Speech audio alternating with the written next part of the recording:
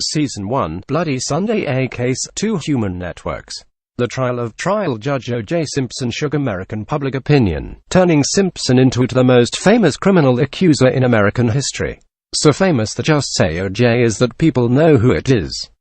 Featured host Larry King also said on CNN, "If we had an interview schedule with God, O.J., then we would lose God." The 9-month longest court case in California history, with a court fee of $20 million. As many as 91% of TV viewers watched the trial and 142 million heard hearings via radio and television. Even more research has claimed that the United States lost more than $25 billion as workers were reluctant to track down. Late Sunday afternoon, June 12, 1994, the couple Boz Tepe and his wife Bettina Rasmussen, living next door to house number 875 in Brentwood, hear the dog barking endlessly. Surprised by the strange behavior of the dog, the couple led the dog out to help it cool down. The dog dragged them to the house number 875 and stopped, staring at the shadowy shady tree. From the dog's point of view, the couple saw two corpses lying beneath the steps. At 1300 on June 13, the patrol car carrying two Los Angeles police officers, Robert Risk and Miguel Terrazas, was on the scene. Inspector Risk cautiously walked through the small pool of blood on the paved path to the dead woman's body. The victim wears a short black dress, bloody and wounded. To her right, a bush was left of a bloody man, wearing the light brown shirt, blue jeans, eyes still wide. After identifying both of the victims dead, Risk and Terrazas returned to the headquarters for assistance. A few minutes later, Lieutenant Martin Kuhn and two staff members, Edward McGowan and Richard Walker, came to the scene and blocked the traffic. Inspector Risk and a police patrolman confirmed that the woman was Nicole Brown Simpson, owner of house number 875 and ex-wife O.J. Simpson, a former football player and sports commentator for NBC. Inside the house, police found two children of the victim, 9-year-old Sydney and Justin, 6, were still asleep. They woke them up, dressed them up and took them to the police station, waiting to identify them.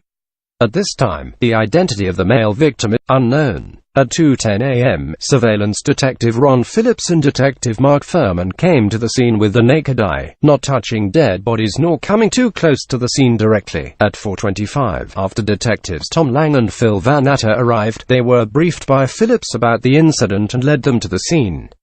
Because of not touching the corpses, the two detectives could not determine the cause of death.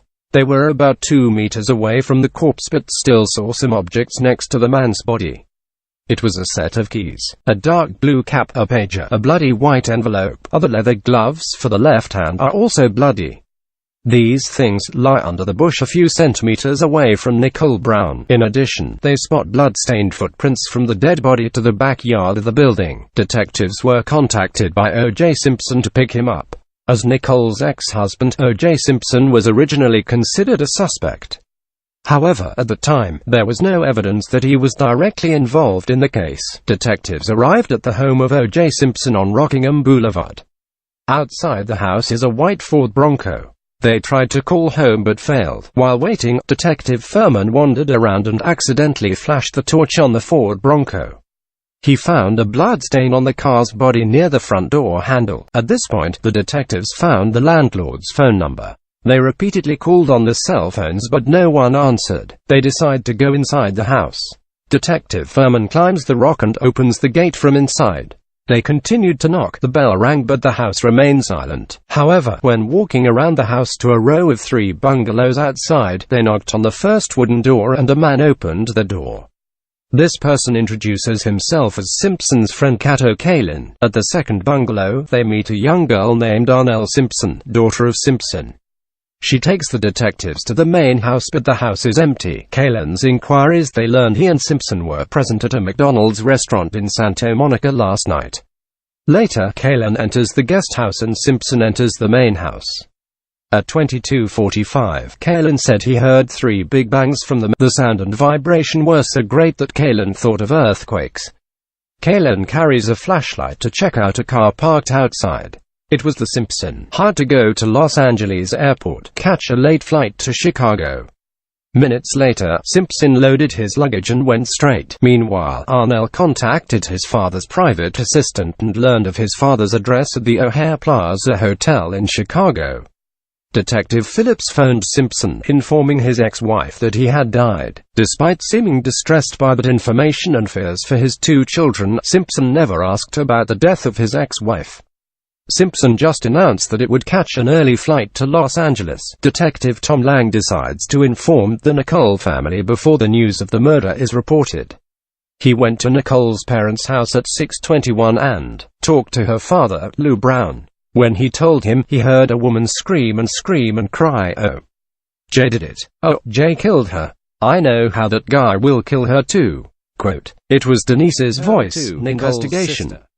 After leaving Nicole's parents' home, investigators began investigating the crime scene and Simpson's Rockingham building, where there are indications of a connection to the crime scene. Detective Furman next to the wooden house Cato Kalin was wearing was a right-handed leather gloves, bloody and along with the left glove found next to the victim's body. Red blood streaks from Ford Broncon's door lead up to Simpson's front door. While Detective Furman remained at the scene, Detective Van Atta returned to the headquarters to prepare a search warrant to enter J. Simpson's home. By 8 a.m. on June 13, the press reporters were crowded at the scene.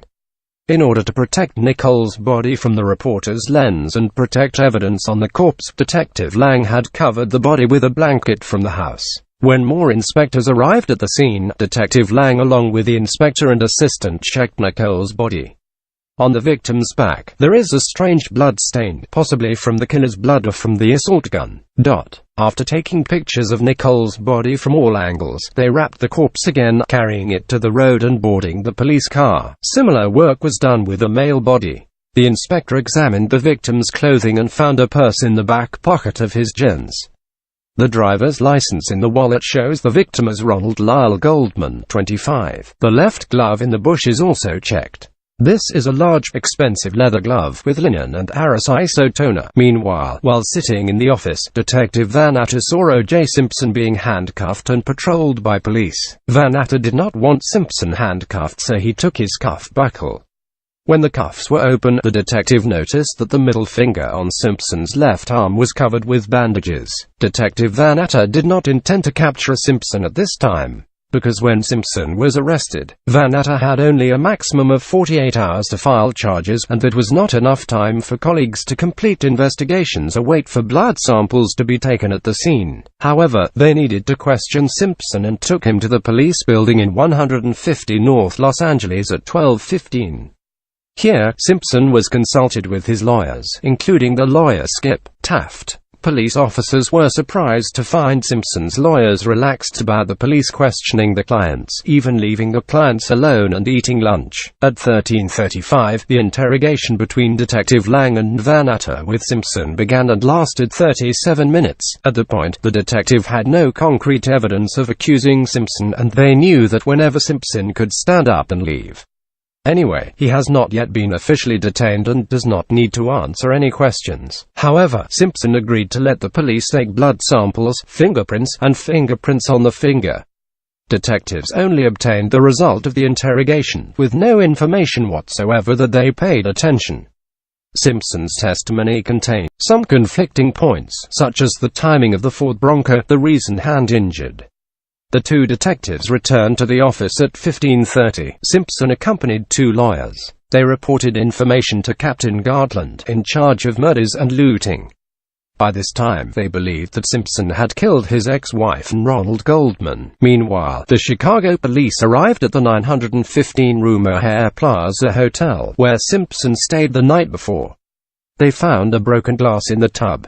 Simpson had broken his arm before going to Chicago, and then the wound was bleeding from the Detective Van Atta returned to the Rockingham building to get blood samples as quickly as possible.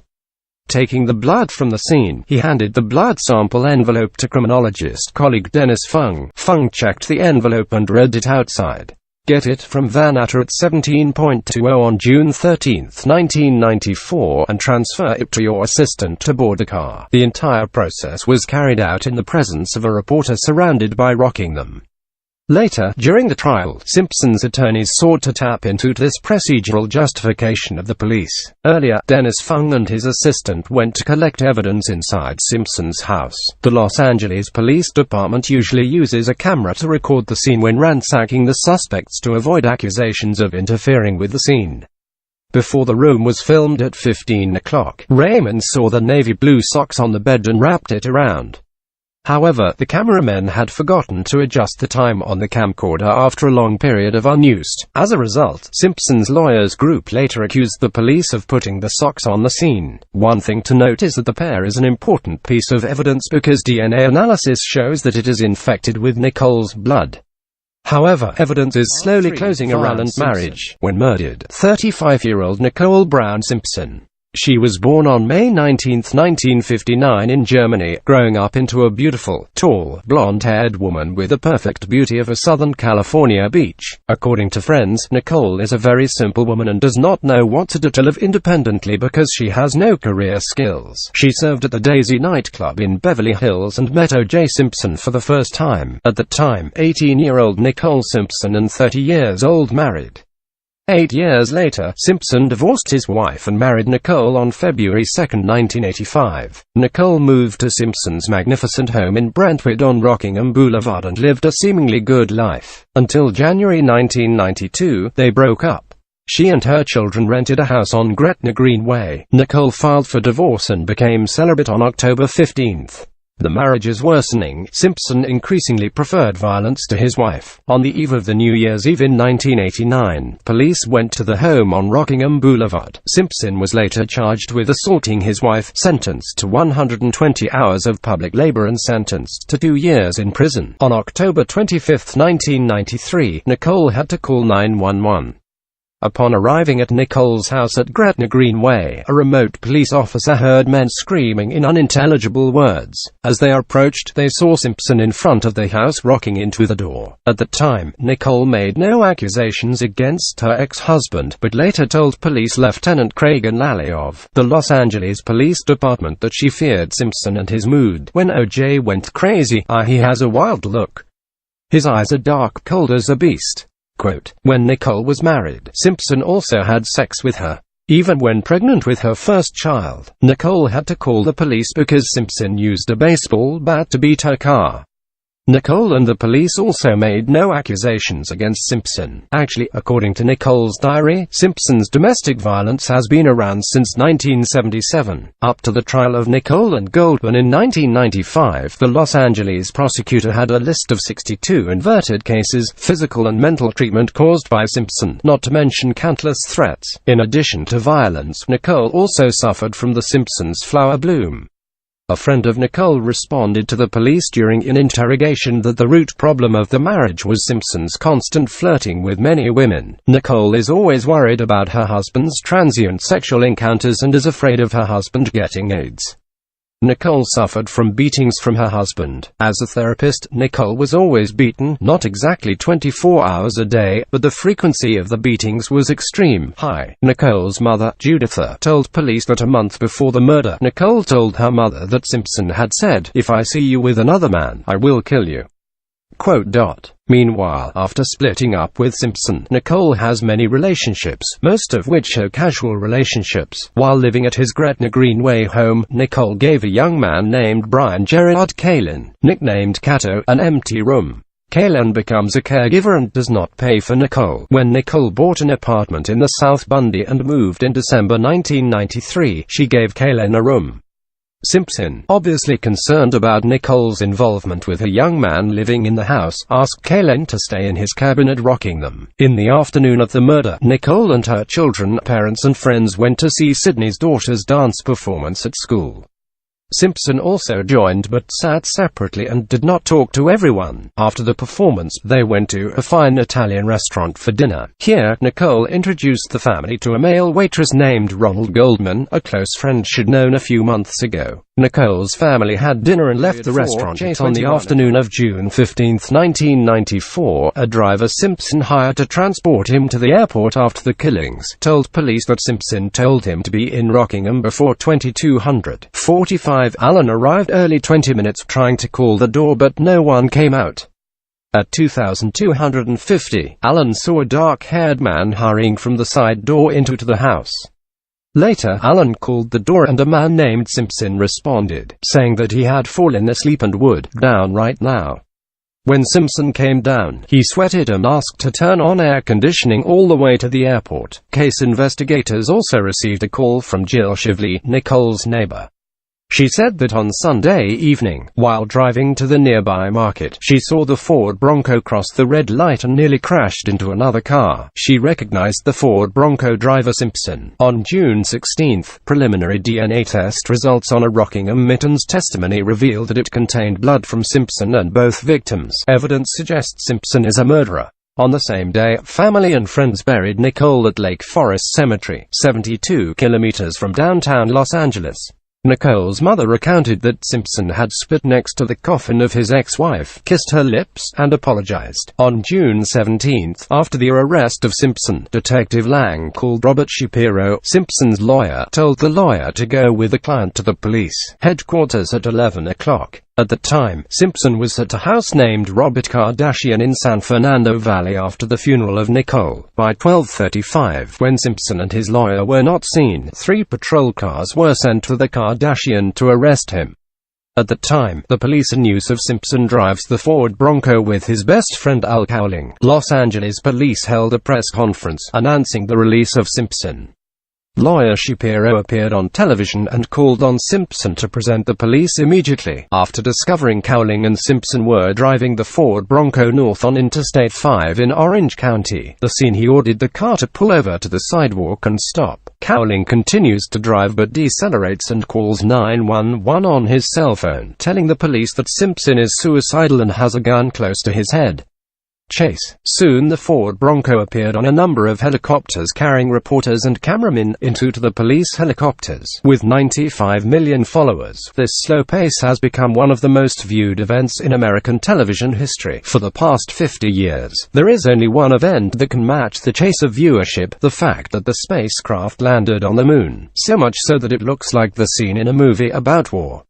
At one point, the 7th helicopter had to give up on supplies, causing the channel to catch up with Channel 5's rival. On the ground, the viewer crowded the nearby roads and bridges.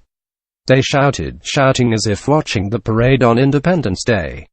When approaching 405, Cowling was allowed to go straight to Simpson's home in Rockingham and was accepted by the police. Police also immediately dispatched troops to the Simpson home. Meanwhile, Orange County police continued to follow the Simpson carriage, even though it went to another area. The Ford Bronco arrived in Rockingham at 19:50. The long and dramatic chase ended when Al Cowling parked the car in front of the Simpson door and shut it down. Here, a Los Angeles County police detachment of 27 men, an attacking team, a specialist team and a negotiating team were present. On top of that, the helicopter is still full of the sky, and the camcorder is operating at full capacity to serve television audiences across the country, and the world is glued to the TV screen. Nearly an hour later, after hearing the negotiating team and Cowling convinced, Simpson finally got out of the Ford Bronco and surrendered. The chase officially ended, but the hunt for justice has just begun. Detective confrontation lawyer O.J. Simpson was arrested on June 17, 1994, but was not tried until January 25, 1995. On Simpson's day, the detectives found in Simpson's car a travel bag containing a passport, a fake mustache and a gun. 2 days later, Simpson pleaded guilty and was detained at the Los Angeles County Jail. In the next 15 months from the date of his arrest, Simpson stays in a cell in an area where only he is the only prisoner. Outside the cell is a common room with fixtures, TVs, sports magazines, newspapers and a payphone. Even though a prisoner is suspected of killing 2 human lives, Simpson is not being treated like a murder suspect. For the prosecution, the case was relatively straightforward and there was a mountain of evidence against Simpson. He had a violent relationship with Nicole, jealous of her since the divorce. He bought a knife of the same size and shape as the murder weapon. He dropped the glove at the crime scene, shoes of the same size as the shoe that led to the scene. His blood mixed with the victim's blood. He is motivated, has the opportunity, and there is no offense evidence during the murder. To Simpson's defense lawyer, the case was simpler. They see the clients innocent, trapped by a bunch of dark, lying, shameless policemen. The attorneys draw a picture of a Simpson victim, a black victim being whitelisted by the legal system. However, Simpson cannot symbolize the racial divide between blacks and whites in America. He marries white women, lives in the white world, works with them, plays golf with them, interacts with them. Simpson is the representative of the rich division is more accurate, showing that money can easily buy justice. In the months leading up to the hearing, Simpson's lawyers had devised a defense strategy based on the evidence the police had trapped their clients. They begin to attack the detective Mark Fuhrman. On July 25, 1994, an article in the New Yorker magazine reported the detective Fuhrman had deliberately placed the glove near Simpson's home. The article also unleashes the disturbing behavior of his former detective Fuhrman and his racist stance. Obviously, the author has largely relied on talking to lawyer Robert Shapiro to write this article. Meanwhile, for the Los Angeles Police Department detectives, they were shocked at the accusation that Detective Fuhrman put the glove near the Simpson home. He was the 17th police officer to the scene, after many other police officers took a look at the scene and no one noticed the second glove near the two victims. However, on August 18, 1994, a defense lawyer filed a motion to see Fuhrman's personnel records. Detectives involved in the case were allegedly violated by lawyer Shapiro when he entered Simpson's home by himself. Meanwhile, the detective said that they entered the building for fear of his safety, not because he considered him a suspect. At the end of September, the defense was so informative that they accused not only detectives Fuhrman but also other members of the Los Angeles Police Department as deliberately arranging evidence at both crime scenes. The law team has been quoted by Time magazine as having been involved with Simpson. On September 26, lawyers demanded the hair samples of Detective Fuhrman and other detectives, as well as ransacked the clothes the detectives wore at the cars they drove on the day of the case investigation. They demanded to take photos of the sheriff's shoes to see if anyone had any bloody shoes hidden around Nicole's house.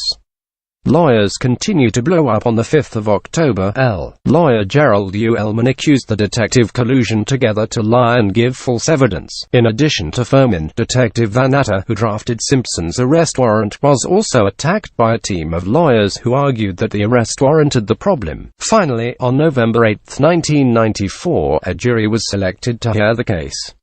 The jury consists of 8 African Americans, 2 Americans, a Latino and only 1 white person. Newsweek later commented that prosecutors almost lost the criminal trial on the day the majority African-American jury was formed. The battle begins. Opening of the trial, prosecutors Marcia Clark and Chris Darden presented the jury case. They claimed that Simpson made the killing at around 22:15, when Nicole's neighbors heard the first barking dog. They then presented the evidence against Simpson. The next day, Simpson's defense lawyers came to the rescue. Attorney Johnny Cochran said Simpson was an innocent, wrongly accused person from the prosecutor who wanted to win the case at all costs. After Cochran presented his arguments against the prosecutor, Simpson stood up, approached the jury area, showing them his scarred and injured knees to prove he was not healthy enough to kill anyone. The defender undertook a total assault to prove the innocent client with 2 weapons. One was the racist view of the police, the other was a blood sample and the police's DNA. Detective Fuhrman is still the main target of Simpson's law team. The magistrate made a serious mistake when he allowed the lawyer to ask Mr. Fuhrman if he had used the word black 10 years ago. In fact, 10 years ago, Detective Fuhrman's racist attitude does not mean nothing to this investigation.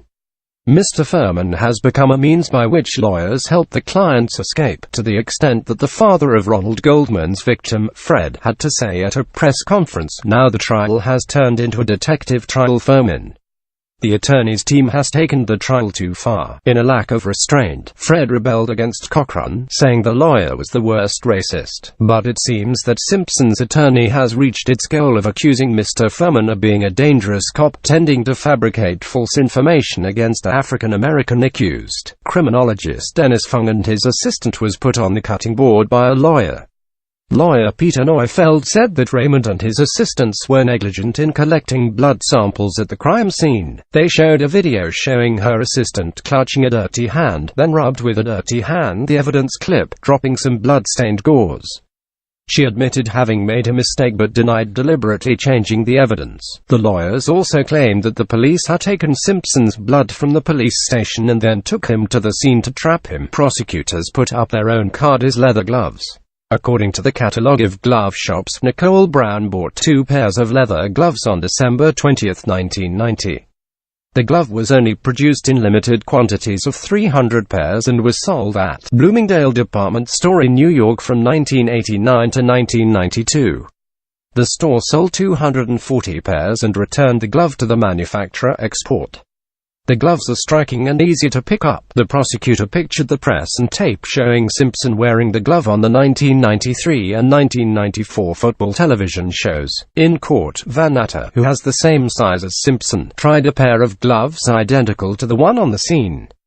He swatted it easily. Prosecutor Christopher Darden asked Simpson to try in court. In front of the camera, Simpson wore gloves, saying it. Richard Rubin, a former vice president of gloves maker Aris Gloves, explained that because of the moisture, the gloves had shrunk in size. At the end of the trial, Simpson tried another pair of the same size and this time it fit. However, the prosecutor's initial defeat in relation to the glove seemed unlikely to be reversed even though Simpson was wearing a pair of gloves. On shoe imprints at the scene, an FBI agent and a leading expert in shoe imprints confirmed that it was the stamp of Italian-made Bruno Magli, retailing at $160 per double and only distributed to 40 U.S. retailers. Only 300 pairs of size 12, Simpson's shoe size, are sold. Only 9% of the American population wears shoes of the size 12. Simpson says, "I do not have this pair of shoes, that these shoes are ugly." However, on September 26, 1993, a photo of the Associated Press photographer Simpson showed him wearing a pair of Bruno Magli shoes at the Rich Stadium in New York. However, this information is not very impressive with the jury. Another FBI hair and yarn expert told the court about the hairs found on Goldman's shirt and in a baseball cap at the scene. According to experts, the hair in the hat and the 12 strands on the victim's shirt matched Simpson's hair characteristics. The hair on the Simpsons glove is similar to Nicole and Goldman's hair. Cotton and black cotton yarn on the Goldman shirt is the fabric found on the socks in Simpson's bedroom. The expert confirmed that the fabric was pulled from the baseball cap and matched the fabric on the seam of the glove. In addition, the fabric on the Ford Bronco also matches the fabric on the glove found near the Simpson house and the baseball cap. Again, this information does not affect the jury, so too many of the evidence mountains offered by the prosecutor were lost before the jury goes, either because the prosecutor prepared and presented the evidence is not thorough, or because the lawyers of Simpson too clever to turn the evidence according to their own opinion, so the jury suspected reasonable. The decision of the jury in this case is an interesting part to Judgment Day. The struggle between the prosecutor and the lawyer lasted forever, and at the end it broke the record of the longest court case in California history. The jury is now exhausted after being quarantined for 9 months. Judge Lance A. Ito was criticized for leaving the trial time out of control and because he seemed unable to handle Simpson's lawyers. Prosecutors Clark and Darden tried their best to minimize the cost. The detective involved Detective Furman, admitting he was racist and a bad detective, but they begged the jury to not use this reason to decide Simpson's innocence. Ms. Clark said, "They have a mountain of evidence and all point to a person, the defendant," and Darden summed it up in stages, leading the jury to figure out the case, denying accusations that the collusion police had ensnared Simpson. He said, "If you rush to convict, why police wait 5 days to catch Simpson?" He pleaded, "Consider the evidence and make the right decision." Meanwhile, attorney Cochran ended his defense by adding oil to a controversial trial. Cochran walloped Detective Furman is the Nazi tycoon Adolf Hitler, using words such as genocide, insanity, the worst nightmare of the United States, and the embodiment of the devil, to talk about him. Court followers feeling Cochran's cynical attack contributed to the verdict. On the afternoon of September 29, 1995, the Ito judge told the jury about the hotel, telling them not to make a decision until October 2nd. At 9:16 a.m., in the conference room at the High Court building, the jury began to review the hearing. By 14:28, jury members informed Ito that they had made a ruling. Ito announced in court that the verdict will be announced at 10 a.m. the next day, October 3rd. On the day of the verdict, police helicopters circled the courthouse, patrol cars patrolled downtown Los Angeles, fences were set up in front of the court to block traffic. People around the courthouse are crowded and police are pushed back out of the area. Hundreds of police were deployed on nearby streets. The Justice Department has coordinated with federal law enforcement agencies to prepare a plan for dealing with unexpected situations. Even U.S. President Bill Clinton has been told he may have to assist the California government with the case. It seems that the trial of a murder has turned into a comprehensive emergency. 9:45 a.m., the 3rd of October, the courtroom is packed. People sit orderly while jury in place. The judge asked the panel president to give the verdict to court clerk Deirdre Robertson. In a nervous mood, the secretary's voice faltered as she passed the verdict. She read aloud, California Supreme Court, Los Angeles County on the trial of Orenthal James Simpson, BA 0097211. We, the jury, found that defendant Orenthal James Simpson was not guilty of murder. It was anticipated to respond to this determination. Blacks all over the United States jumped joyfully and the whites were overwhelmed. The trial is an unprecedented press event in America, and it is also great news for the rest of the world. In the UK, independent television network editor Michael Jeremy commented, I think many people have looked at American society through the lens of the O.J. Simpson case, in which they see the division of races, families and money have the potential to affect the court system. Quote, a British newspaper reporter, Barry Wigmore, told CNN News, the courtroom is like a circus. There are more entertaining factors than finding truth and justice. Quote, he said his newspaper would go a 5-page article on the case with the headline, What a Joke. In Italy, La Stampa said, it is difficult for the Italians to understand the American legal system. We cannot understand how the American system works or does not work. A television commentator in Brazil commented, what is actually being brought to trial is racism in the United States. Most commentators and observers support this statement. Attempts by prosecutors Marcia Clark and Christopher Darden in the case have been documented. They were $14,330 and $10,747 respectively.